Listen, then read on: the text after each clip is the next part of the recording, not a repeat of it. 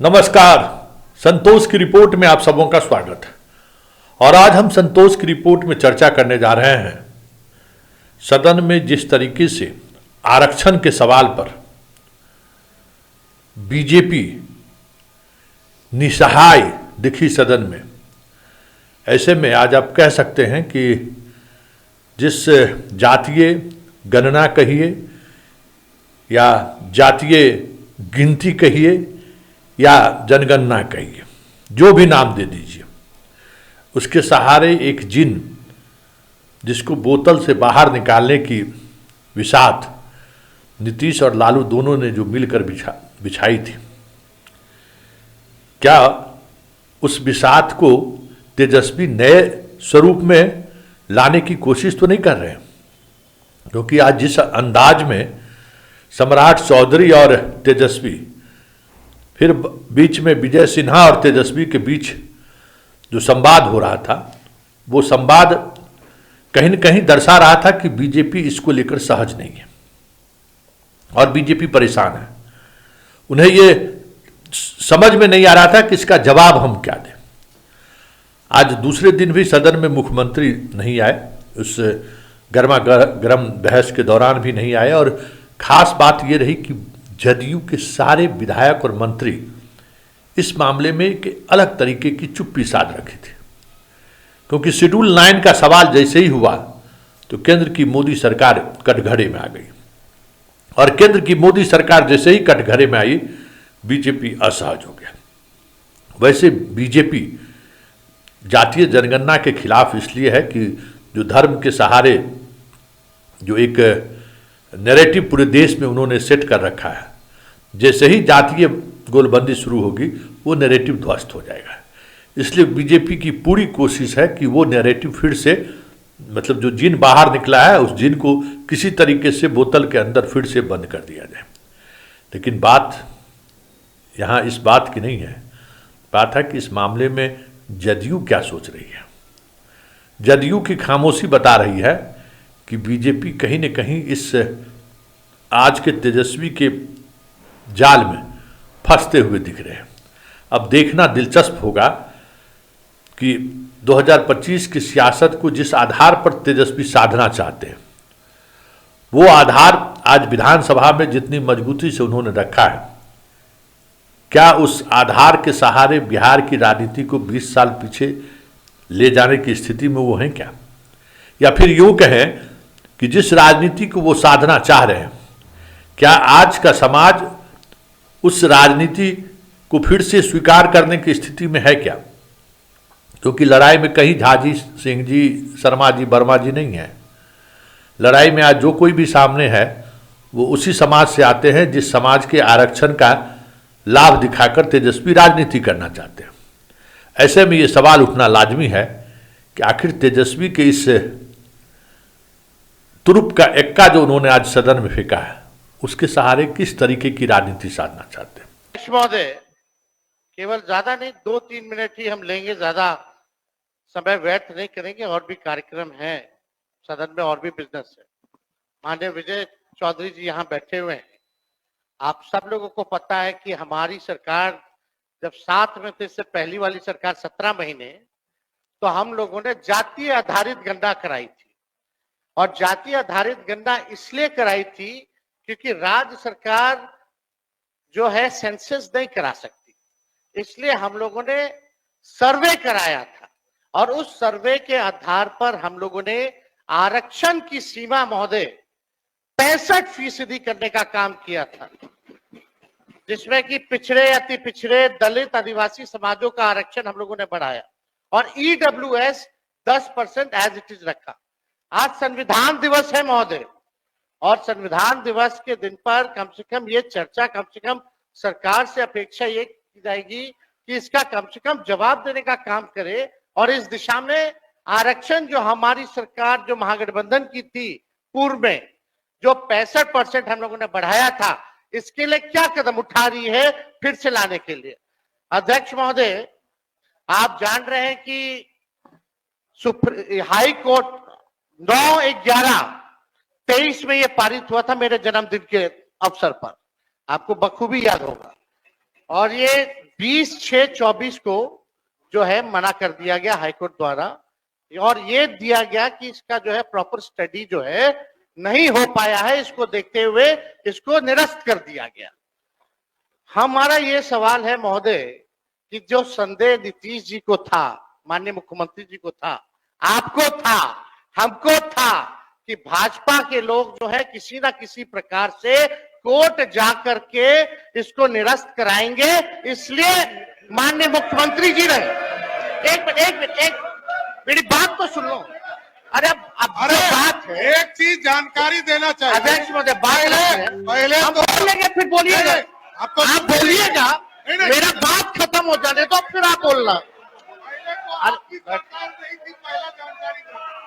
अरे नीतीश कुमार की सरकार थी, आप कौन थे? महागठबंधन की सरकार, आपको जानकारी जैसे आप है ना, जैसे आप है, अभी किसकी सरकार है? भाजपा की सरकार नहीं है क्या? क्या बोलिए? भाजपा की सरकार नहीं है क्या? क्या बोलिए? बिना आधार और प्रमाणिकता के किसी भी पार्टी के बारे में इस तरह का बयान देना जिम्मेदारी के पद पर बैठे संविधान के में शोभा नहीं देता है। ये गैर संवैधानिक काम करते हैं, बिना प्रमाण के बात रखना। ये संविधान विरोधी लोग हैं, इनकी अरे फिर संविधान विरोधी है। एक मिनट अध्यक्ष संविधान विरोधी लोग संवैधानिक संस्था का अपमान हम कर रहे बोलेंगे, हैं। फिर बोलिएगा। बैठ जाइए, बैठिए, हम बोल बैठिए, बैठिए, बैठिए, एक मिनट बैठने दीजिए, बैठिए ना, बैठिए, बैठिए, बोलिए, बैठ जाइए, आप भी बैठ जाइए, आप भी बैठ जाइए। देखिए, लेकिन माननीय मुख्यमंत्री जी के कहने एक मिनट, आज ही मैंने आग्रह किया है, कल भी मैंने कहा था ये बात, संसदीय लोकतंत्र में हम अगर बेहतर ढंग से अपनी बात रखेंगे, मुझे भी उस जगह पर रहने का अवसर मिला है और मैं समझता हूं कि बेहतर ढंग से बात रखेंगे तो बात में वजन भी आता है। तो सभी से अपेक्षा करता हूं, केवल नीति बात नहीं कर रहा हूं, सबसे अपेक्षा करता हूं अपनी बात रखते समय ठीक ढंग से अगर बात रखेंगे, ढंग से बात रखेंगे आप, तो संविधान का सम्मान भी होगा और आपके विषय में दम भी आएगा। बोलिए। महोदय, समय देश के लिए हम आभारी हैं और हम लोग भी सहयोग कर रहे हैं, लेकिन माननीय मुख्यमंत्री जी जब हम लोगों ने पारित किया 9/11/2023 में, तो एक तय हुआ हमारे मंत्रिमंडल द्वारा कैबिनेट में माननीय मुख्यमंत्री जी के आदेश पे कि डर है कि कहीं ये कानून जो हम लोगों ने आरक्षण का लाया है खत्म ना हो जाए, इसके लिए आप सब लोग मिलकर के प्रेस कॉन्फ्रेंस कर लीजिए। और सम्राट चौधरी जी जो आप बोले थोड़ा प्रेस कॉन्फ्रेंस का वीडियो हम आपको भेज देंगे आप दोनों को। उसमें माननीय चौधरी जी ने क्या कहा था, अशोक चौधरी जी ने क्या कहा था, हमने क्या कहा था, आपको प्रमाण मिल जाएगा। चलिए, दूसरी बात मेरा यह है कि अब तो स्टडी अब तो सुप्रीम कोर्ट में चल रहा है, अब हम लोग भी सुप्रीम कोर्ट में आरजेडी भी पार्टी बनी हुई है उसको लेकर के। अब मेरा सवाल ये है कि जो बहालियां हो रही है, जो आरक्षित वर्ग है, उसको नुकसान हो रहा है कि नहीं हो रहा? 16% हो रहा है ना। ये गंभीर मसला है महोदय। पिछड़ों का, अति पिछड़ों का, दलितों का, आदिवासियों का, जो भी आरक्षित वर्ग है, उनका भारी नुकसान हो रहा है। मेरा यही कहना है, अगर सरकार, और देश में ये पहली ऐसी सरकार थी 17 महीनों की जहां जाति आधारित गणना भी हुई और 65% आरक्षण की भी सीमा थी गई। पहली बार इतना बड़ा निर्णय हम लोगों ने लिया, उस निर्णय को लागू कराने में क्यों फेल रहे? अब महोदय, 2 पॉइंट हम खाली रखना चाहते हैं कि 23 में ये लागू हुआ, 23 में ये लागू हुआ, सुन लीजिए, आप भी बोले भाई बैठिए ना। अध्यक्ष, बिल्कुल विषय नहीं, इसका विषय है ये क्या? विषयों की वो जगह महोदय प्लीज, उस जगह पर नेता प्रतिपक्ष के रूप में हम बैठते थे, यही व्यक्ति बोलने नहीं देते थे। आज खुल करके यही अंतर है। आज नेता प्रतिपक्ष के रूप में इस पर डिबेट कर रहे थे, आप माइक बंद कर दिया। अध्यक्ष महोदय, 2 पॉइंट करा रहे हैं आपको, आप बैठिए, अवगत करा रहे हैं। हम लोग हर तरीके से सदन चलाना चाहते हैं, आप भी डिस्टर्ब कर रहे हैं। तेज भी बोलिए। 2 पॉइंट संक्षेप में कि बताइए। ये 11/23 में, चौधरी जी, 11/23 में 9/11/23 को ये लागू हुआ, निरस्त जो है हाईकोर्ट से 20/6/24 में हुआ। हम लोगों की मांग थी कि इसको शेड्यूल 9 में डाल दिया जाए। अगर आप लोग आरक्षण के पक्ष में थे केंद्र सरकार, तो इसको शेड्यूल 9 में क्यों नहीं डाला गया? पहला प्रश्न। दूसरा महोदय, कि अभी भी हम लोग इंतजार कर रहे हैं, अभी भी माननीय मुख्यमंत्री जी को मेरे तरफ से रिक्वेस्ट कर दीजिएगा चौधरी जी, और दोनों चौधरी जी कर दे तो ज्यादा भार पड़ जाएगा। तो अगर कर देंगे तो कम से कम ये कह दीजिए, अभी स्टडी नहीं हुआ है, यही ना कोर्ट कहा, तो स्टडी तो ईडब्ल्यूएस का भी नहीं हुआ था जो 10% मिला, उसका कौन सा आधार था? ये तो हम लोगों ने कास्ट बेस्ड सर्वे करा के आरक्षण दिया। तो अभी हम लोगों की यही मांग है कि सरकार अगर इच्छुक है, आप दोनों बलवान लोग बैठे हैं, दोनों दो डिप्टी सीएम है, पहले हम अकेले थे तब हुआ था, अब तो दो है। तो महोदय यही हमारा मांग है, खाली मांग सुन लिया जाए कि इसमें अभी भी स्टडी के लिए एक असेंबली की कमेटी बना दीजिए, एक असेंबली की कमेटी बना दीजिए जो स्टडी कर ले। और अरे भाई आप बैठिए। अरे सुन लीजिए ना, क्या व्यवहार है, आप डिप्टी सीएम है यार, डिप्टी सीएम जैसा बात जब मैं बोलने का मौका देते थे मैं सभा देता था। मांग ही नहीं, अरे संवैधानिक पद का हमारी ये मांग है संविधान की बात स्टडी के लिए महोदय एक कमेटी विधानसभा की बना दे सरकार, और 4 दिन का ये जो 5 दिन का सत्र है इसको 1-2 दिन और बढ़ा दे, और कैबिनेट से जो संशोधन करना है कम से कम 65% नहीं 85% कर दीजिए। आप 10% और बढ़ा करके बिल ले आइए, हम लोग सब लोग मिलकर के पास करने का काम करेंगे, यही मांग है। माननीय मंत्री संसदीय कार्य। महोदय, नेता प्रतिपक्ष ने ऐसे संवेदनशील मामले का जिक्र किया है कि सरकार को भी अपने पक्ष रखना न सिर्फ लाजमी है बल्कि हक है। और हमको बोलने का 2 प्रसंग बन गया महोदय। एक तो नेता प्रतिपक्ष ने हमारा नाम भी लिया, स्वाभाविक रूप से हम लोग साथ उस वक्त थे, और दूसरा जिस विभाग से ये मामला संबंधित है, सामान्य प्रशासन विभाग से, उस समय उस विभाग को देखने की, विधानसभा के मामले में विभागीय मामलों को देखने की जिम्मेदारी भी उन्होंने मुझे अधिकृत की है। इसलिए मैं उचित समझता हूं कि सारे तथ्यों को सदन के सामने रखूं।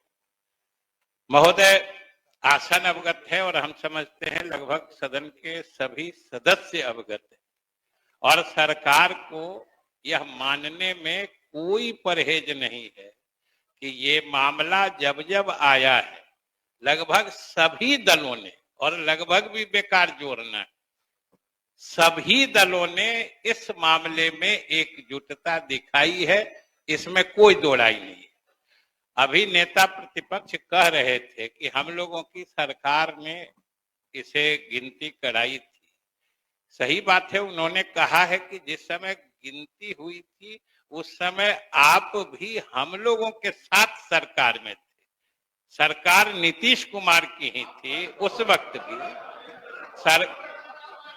महोदय सरकार नीतीश कुमार की ही थी और आप साथ में थे महोदय, लेकिन हम कहाँ इनकार कर रहे हैं। हमने तो आपने जो सहयोग दिया है, सारे दलों ने सहयोग, बैठे बैठे टिप्पणी मत करिए, सारे दलों ने सहयोग दिया है। सरकार को इसको मानने में कोई एतराज नहीं है, लेकिन उतना ही सत्य ये भी है कि ये विचार मौलिक रूप से मुख्यमंत्री जी का था। उन्होंने बात को आगे बढ़ाया और आप सब लोगों ने साथ दिया। हमारे बीजेपी के साथियों ने विरोध पक्ष में भी रह के साथ दिया था, आप लोगों ने भी साथ दिया विरोध में भी रह के, हम लोग के साथ सरकार में भी रह के। तो जैसे आप लोगों ने साथ दिया वैसे ही ये भी सही है कि जातीय गणना कराने का पहला फैसला जब मंत्रिपरिषद से लिया गया था वो एनडीए की हुकूमत थी, और इसलिए हम लोगों ने लिया था। और हम आपके योगदान से इनकार नहीं करते, आपने सहयोग दिया। जब ये गणना हुई थी महोदय, जब गणना हुई थी, लेकिन यह भी सत्य है कि जब ये पहला फैसला अरे बैठिए जना की, बैठिए आप। जब ये पहला फैसला मंत्रिमंडल से हुआ था, उस समय भी हुकूमत एनडीए की थी, और जब रिपोर्ट रखा गया और आरक्षण की सीमा बढ़ाई गई, वो भी एनडीए की ही सरकार के समय में हुआ। इसलिए दोनों छोर पर हमारे पुराने साथी ही हमारे साथ में थे, सहयोग आपने भी दिया था। और महोदय, जहां तक कह रहे थे नेता प्रतिपक्ष, अब मौलिक आइडिया ये हमारे मुख्यमंत्री नीतीश कुमार जी का था, उनके दिमाग में बात कैसे आई थी, इन सब बातों का तस्करा मेरे ख्याल से बहुत समय हो चुका है, हमें हो चुका है, उसका जिक्र करके। और महोदय आप बैठिए ना, आपकी बात पर फिर हम आ रहे हैं।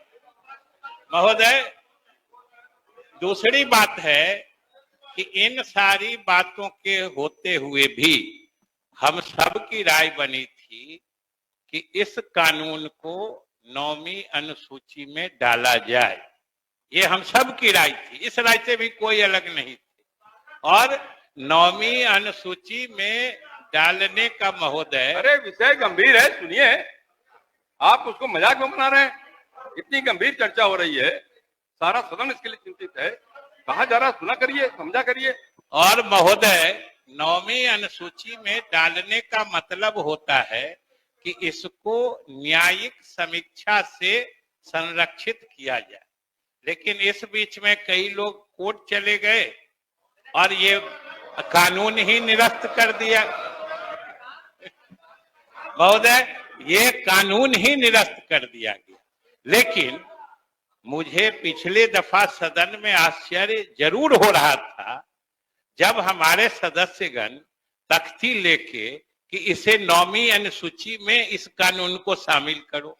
महोदय, मुझे आश्चर्य हो रहा था कि आज की तिथि में वो कानून अस्तित्व में नहीं है, न्यायालय ने उसे खारिज कर दिया है। और जो नेता प्रतिपक्ष आप पूछ रहे थे, हमको ये बताने में क्या छिपाना है सरकार को, क्योंकि वो कानून न्यायालय ने निरस्त करते हुए यह भी निर्देश दिया है कि बहालियां किसी हालत में नहीं रुकेंगी। बहालियां आरक्षण के जो पुराने प्रावधान हैं उसके आधार पर आपको जारी रखना है। ये सारे निर्देश न्यायालय ने दिए हैं, इसीलिए पुराने आरक्षण की व्यवस्था से ये हो रहे हैं। और महोदय, दूसरी बात हम यही कह रहे थे कि इसमें जब सभी दलों का सभी नेताओं का विचार एक ही जगह है, तो इसमें अनावश्यक राजनीति की तो कोई गुंजाइश नहीं है। ये तो पूरा बिहार जानता है जो किसकी अगुवाई में काम हुआ, किन किन लोगों ने समर्थन दिया, और सरकार सब लोगों को धन्यवाद देती है और सब लोगों से अपील भी करती है कि जो लोग भी जिस हैसियत से, जिस तरीके से उच्चतम न्यायालय में वहां पहुंचकर सरकार के द्वारा लागू किए गए बढ़े हुए आरक्षण सीमा को फिर से बहाल करने में जो मदद कर सकते हैं वो करें। ये होता है तो सरकार उनका भी एहसानमंद होगी। हम लोग तो खुले तौर पर महोदय चाहते हैं कि हम लोग तो जिस दिन उच्च न्यायालय ने उसे निरस्त किया, उसके अगले दिन से तैयारी करके कम से कम समय में अपील दाखिल किया। और इस बीच में इंटरिम स्टे का भी हम लोगों ने महोदय रिक्वेस्ट किया, लेकिन न्यायालय ने नहीं माना है। ये भी आज आप संविधान दिवस की सब लोगों को शुभकामना दी है। हम सब संविधान से बंधे हुए हैं और न्यायालय को जो जुडिशियल रिव्यू का पावर है उसके तहत उन्होंने कर लिया है। हम लोगों ने तो 9वीं अनुसूची से लेके इस तरह के जो सामाजिक प्रगतिशील कानून होते हैं उन्हीं को सुरक्षित करने के लिए 9वीं अनुसूची की अवधारणा बनी थी। और महोदय, ये सबसे बड़ी बात है कि संविधान का पहला संशोधन भी इसी आधार पे हुआ था और एक अनुसूची बनाई गई और हम लोग बिहार के लोग तो भाग्यशाली हैं कि ये अनुसूची संविधान में जोड़ी ही गई थी। बिहार ने जो जमींदारी, जो लैंड रिफॉर्म्स एक्ट कहते हैं, भूमि सुधार अधिनियम, जिसको बोलचाल की भाषा में जमींदारी उन्मूलन कानून कहते हैं, वही लागू हुआ था। और कोर्ट जब उसकी समीक्षा करने लगी थी तो उस समय की केंद्र सरकार ने और सारे नेताओं ने, क्योंकि उस समय तो लगभग ये 1948-50 की बात है महोदय, उस समय सभी स्वतंत्रता आंदोलन से जुड़े ही राजनेता थे। उन्होंने ये उचित समझा कि समाज में कुछ बराबरी लाने के लिए, सामाजिक न्याय दिलाने के लिए कुछ ऐसे कानून बनाने होंगे जिसको न्यायालयीय समीक्षा से बाहर रखी जाएगी। तो महोदय हम लोग तो उसके लिए भी लगे हुए। कानून एक बार सुप्रीम कोर्ट बहाल कर दे, फिर हम लोग इसको नौवीं अनुसूची में भी डलवाने का प्रयास करेंगे। इसलिए महोदय सरकार सभी दलों के प्रति मतलब आभारी है कि सब लोगों ने इसमें मुख्यमंत्री की पहल में समर्थन दिया। माननीय उप मुख्यमंत्री सम्राट चौधरी, अब नहीं आपको आपकी बात हो। अरे 2 मिनट, सुन लीजिए ना, 2 मिनट, 2 मिनट बोले सुनेंगे। एक मिनट ना हो। बैठ जाइए सत्या जी, बैठ जाइए। हम लोगों ने मंत्री जी की बात को सुना अच्छे से। आप जिसको श्रेय देना है दे दीजिए। हमको खाली चिंता है आरक्षित वर्गों को जो नौकरी में हिस्सेदारी मिलनी थी वो मिले। दूसरी बात कि नवंबर में ये पारित होता है, कोर्ट का आदेश रद्द होता है 7वां महीना अगले साल 24 में, तो 7 महीना अगर अनुसूची 9 में हमारी सिफारिशों को अगर केंद्र सरकार ने नहीं माना तो आप किसको दोषी समझते हैं? दूसरी बात, तीसरा महोदय जो हमारी मांग थी, अभी भी आप कमेटी बनाने के पक्षधर है कि नहीं? और दूसरा बिल ले आइए, उसमें संशोधन कर दीजिए। उसमें 75% था, इसमें 85% करके लाइए, हम लोग बढ़ा देंगे। बस यही चाहिए। माननीय मुख्यमंत्री सम्राट चौधरी। अध्यक्ष महोदय, मेरी घोर आपत्ति है कि ये एक तो इन्होंने जो जिक्र किया संविधान दिवस पर संविधान में और लगातार कोर्ट के ऊपर हमला कर रहे हैं, ये अत्यंत ही दुर्भाग्यपूर्ण। और कोर्ट के खिलाफ कि कोर्ट को मैनिपुलेशन करने का काम, यही इससे बड़ा दुर्भाग्य क्या होगा? आप कह रहे हैं कि कोर्ट में कोई पार्टी चली गई। अरे गलतफहमी मत फैलाइए। आपको 15 साल आपके आदरणीय माताजी पिताजी को राज करने का मौका दिया था। एक व्यक्ति को आरक्षण नहीं मिला बिहार में, एक व्यक्ति को आरक्षण नहीं मिला और आप आज आरक्षण की बात कर रहे हैं। अरे यहाँ तो 2001 का भी चुनाव याद है लोगों को, कोई मुखिया के आरक्षण नहीं था, ना अति पिछड़े को ना दलित को। और आप कहानी सुना रहे हैं 2006 में जब एनडीए की सरकार बनी तब पिछड़ों को अति पिछड़ों को आरक्षण मिला। ये कहां से आप सिखा रहे हैं? देखिए, अरे मैं जानता हूं, आपको जानता हूं अच्छे से, बैठ जाइए। देखिए 15 साल को लोग भूला नहीं है और अच्छी तरह से जानता है कि आप आरक्षण के कितने समर्थक हैं। एक व्यक्ति को आरक्षण नहीं दिया, एक व्यक्ति को, कोई पिछड़ों को, दलितों को, अति पिछड़ों को बिना आरक्षण का। और किसी भी हालत में, किसी भी हालत में सब लोग जानते हैं। देखिए 2000 तो आज की जो आरक्षण की व्यवस्था है इसमें स्पष्ट तौर पर है कि इस देश में कोई बिना आरक्षण का नहीं है। यहाँ बिहार में भी कोई बिना आरक्षण का नहीं है, सभी वर्ग में आरक्षण है। तो क्या ये जो मजाक आप बना रहे हैं, ऐसा कुछ नहीं है। आप एकदम बेफिक्र रहिए, डबल इंजन की सरकार काम कर रही है और आप सुप्रीम कोर्ट में मामले चल रहे हैं। जब उसका निष्पादन होगा तो आगे जरूर उसके आगे की कार्रवाई की जाएगी।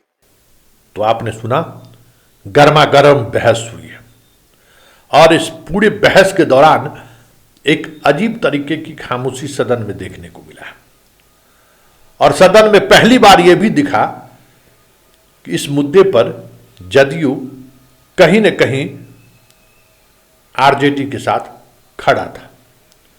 तो क्या ये माना जाए कि आरक्षण का मुद्दा बिहार विधानसभा का चुनाव आते आते कहीं एक दूसरा शक्ल तो ना ले गया?